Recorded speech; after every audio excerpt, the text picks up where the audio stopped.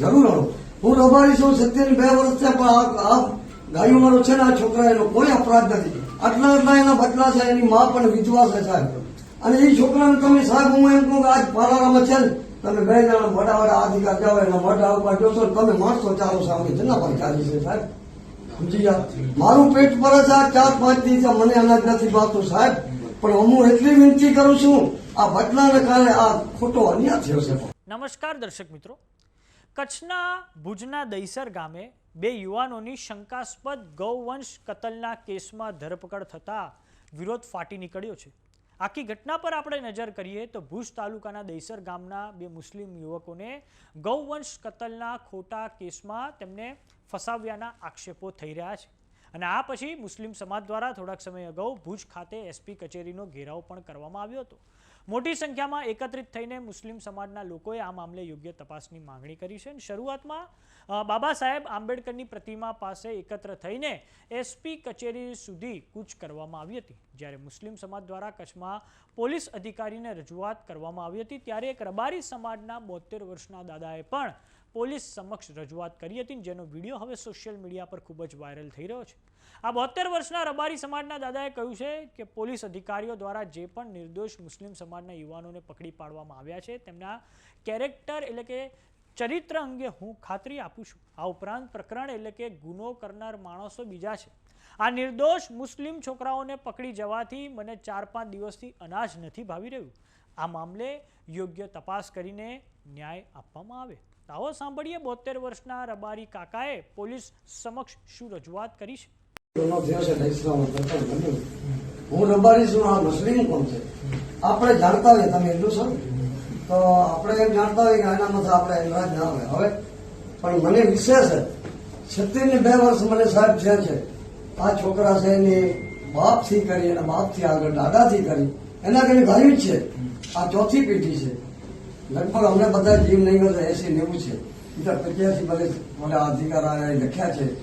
અને આ બધો રાતનું પ્રકરણ બન્યું. 3 વાગે કોઈ છોકરા ઘરે સુતેલા હતા. 3 વાગે છોકરા ઘરે સુતેલા હતા અને ઘરેથી એવું લોકો ખાયા અને પ્રકરણ કરનાર માણસ બીજા છે. માણસે એમણે કબૂલાત પણ લઈ લીધી છે.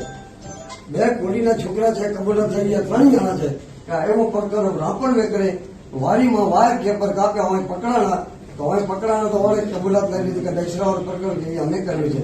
તો સાહેબાનું માનું કે આપણે તાર આપણી ગઈ કે ફોરત અહીંયા એ કે અમને જમાદારે એમ કીધું છે કે તમે એક કેસ લઈ આવો કોઈને જે રાપરવાળા દશરાવર પહોંચી ગયા કે એવો એક કેસ તમે લઈ આવો તો અમે તમને પકડશું નહીં.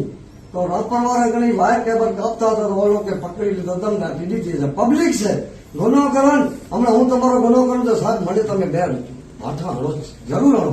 હું રબારી છું, 72 વર્ષ છે, પણ આ ગાયું વાળો છે ને આ છોકરા એનો કોઈ અપરાધ નથી. આટલા એના બદલા છે, એની મા પણ વિધવા છે સાહેબ.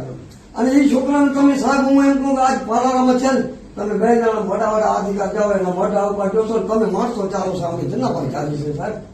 સમજી ગયા? મારું પેટ ભરે છે આ 4-5 દિવસ મને અનાજ નથી ભાવતું સાહેબ. પણ હું એટલી વિનંતી કરું છું આ બદલાને કારણે આ ખોટો અન્યાય થયો છે. ખોટો અન્યાય થયો એટલે આપણે આ કોણ ધોળે 72 વર્ષ ધરાવતા પગ હાલે પણ ખોટો અન્યાય છે. પણ કોણ તમે સાહેબ નિયા કરો હવે ઓ છોકરાને છૂટા કરો. ચોક્કસ વારાસર છે, બહુ ડોખી છે. ઓછામાં ઓછું 150-200 કિલો દૂધ હતું. આટલા 40 કિલો દૂધ 40 કિલો જો વિનંતી કરું કે જરૂર તમે અમારા મુસ્લિમ હિન્દુ કોઈ ખરાબ નથી પણ એ વિનંતી એટલી શું મારા બાપ મને શું જરૂર. થોડાક દિવસ અગાઉ ગૌવંશની કતલ બદલ કચ્છના ભુજમાં 2 યુવાનો પર કેસ કર્યા બાદ તેમને માનકુવા પોલીસે જેલ હવાલે કર્યા છે. વાયર ચોરીના કેસમાં ઝડપાયેલા યુવાનોને પોલીસ કર્મીના કહેવાથી ગાયની કતલ કર્યાની કબૂલાત કરાવ્યાના આક્ષેપો થતા આ મામલો વધુ ઉગ્ર બન્યો હતો.